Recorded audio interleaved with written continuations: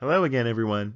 In this video, we're going to talk about a specific type of property income, and that is interest income. So what's interest income? Well, interest income is loosely defined as the compensation that a taxpayer receives for allowing another entity to use their funds. So an example that probably is relatable to everybody is putting money into the bank. If you, as a taxpayer, effectively lend the bank your money, the bank will use that money for other things. In the interim, the bank will provide you with money, and that's a type of property income. Now, how is this specific interest income reported? Well, for corporations, interest income has to be recognized on an accrual basis, which means that it has to be accrued as income at the end of a year, even if it hasn't been received yet. So if it's receivable at some point in the future, if the year end rolls around, it must be accrued and included in income. When it comes to individuals, which is really the focus of the course, there are three possible options for reporting interest income. The first is the receivable method, the second is the cash method, and the third is the anniversary date accrual method. Now, individuals can use either the receivable method or the cash method for reporting their interest income, but these are generally subject to the rules of the anniversary date accrual method. So we're going to talk about that shortly. It's not as complicated as it sounds. Keep in mind that the method that you choose as a taxpayer must consistently be used for that investment. You can't mix them up midway through the lifespan of that investment. Okay, we'll just expand on each type of interest income recognition for individual humans. The first one is the cash method, and the cash method is simply including interest in income in the year it's actually received in cash. So I think this makes sense. If you receive cash interest, you must include it in the year that it's actually received. You couldn't potentially defer it to some other time period. Now, with the receivable method, what you would do is accrue any interest that's owed and include it in income when that amount is actually due to you and it's payable to you. Now, both of these possible methods, and okay, so generally what you would do is accrue it at the end of a year or reporting period. Right? That's the way it would tend to work. Despite the fact that you haven't received the money yet, you would make an accrual and then include it in income. Now, you wouldn't necessarily have to do this, and probably your inclination, if possible, would be to defer the inclusion of income as long as possible in order to pay less tax. However, both of these methods are subject to the anniversary date accrual method, and really it's more the receivable method that's subject to this. So what this requires is that interest income has to be recognized for every 12-month period from the date that the investment was actually made, meaning it really limits the deferral of interest income inclusion. So I'm going to try and demonstrate this in the next slide. All that means is that if you decide not to accrue your interest income at the end of a year, for example, say you borrow the money, I don't know, in March or something like that, and you say, well, December rolls around, I'm not going to accrue the interest. You must, in the next year, accrue that interest in March and include it in income. You can't continually defer it forever. So hopefully that makes sense in the next slide. All right, I'll do my best to try and illustrate the timing of interest income inclusion for tax purposes. So we have an example here of a taxpayer who loans $100,000 to a business on February the 1st of 2000, and let's say 2011. The loan must be repaid to the taxpayer in 2 years, meaning when? So that would be payback,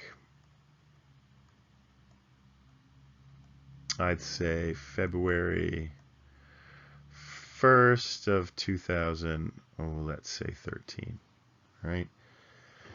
So the interest here is charged by the taxpayer X to the business at 12% on an annual basis, and it's paid at the end of the 2 years. So the interest isn't actually paid until February 1st of 2013. Okay. So how do we report this for tax purposes? Well, let's say we're going to use the cash method. So let's follow along with an example here. So under the cash method, in year one, the income that's going to be reported is 0, right?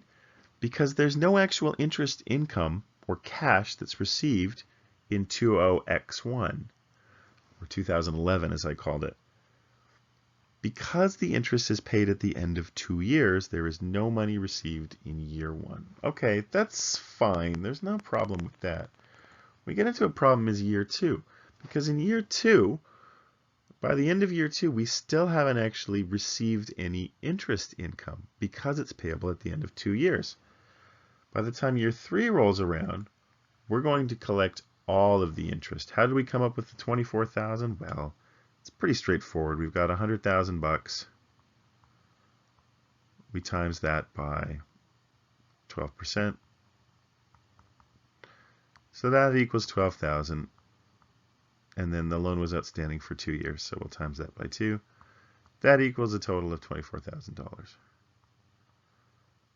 So that's the amount that we see over here. And that's the amount that the taxpayer is going to actually receive in the 3rd year. Now, is that correct? Well, it's not correct at all. This can't happen. The cash method is subject to the anniversary accrual method. And we'll take a look at the actual receivable method and see how that's subject as well. So this can't be done. Let's take a look over here under the accrual method. So under the accrual method, in year 1, again, if we can defer it as long as we can, the inclusion of interest, we're going to. Because the loan was borrowed on February the 1st of 2011, by the time December the 31st of 2011 rolls around, it still hasn't been 1 year. So you don't actually have to accrue at the end of the year. So no income is reported in year 1. And usually taxpayers like this because they want to put off paying tax and including income for as long as possible. There's not a lot of wiggle room to do that, but here there's a little bit. Now we can guess what's going to happen in the 2nd year. Because the anniversary date is February the 1st of 20x2, we need to accrue the interest. And the interest accrual is going to be, well, it's been 1 full year. So it's the 12,000 right here. That's 1 year of interest. And because it's the 1 year anniversary, we have to include it. Now December 31st of the same year rolls around, but it hasn't been another year yet. So it's only the $12,000 that gets included. You don't have to accrue again. Now 2013 or 20x3 rolls around, and we do the same thing. On Feb 1 of 20x3, we include in income $12,000. We get all the cash on February the 1st of 2013, but we only include income of $12,000 because we've already included income of $12,000 in the prior year because it was a requirement under the anniversary accrual method. This is the required method, and it's the methodology that you have to use. I hope that makes sense.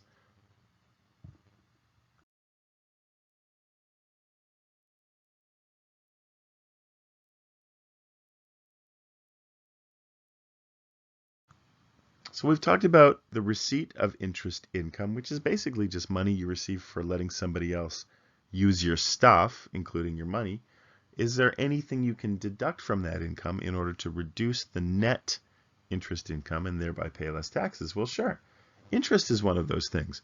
So if you go to the bank and you borrow a bunch of money in order to buy interest-bearing investments like bonds or something like that, the interest that you pay on the money that you borrowed in order to earn that interest income is deductible from that interest income that you earned. I know. Interesting. Investment counseling fees. I'm not sure how to invest my money, so I go to an investment counselor. They charge me X amount of dollars. Then I make some investments and earn some interest income. I can deduct those fees against the income. Same thing with investment management fees. Most people pay a small percentage of their returns, their investment returns, to some investment manager or pool of investment managers. Those management fees are deductible from any interest income. Any fees paid to a financial institution to hold onto those securities, that can also be deducted, as well as related accounting fees. And this is where, well, you shouldn't really deduct your accounting fees from your net income for tax purposes.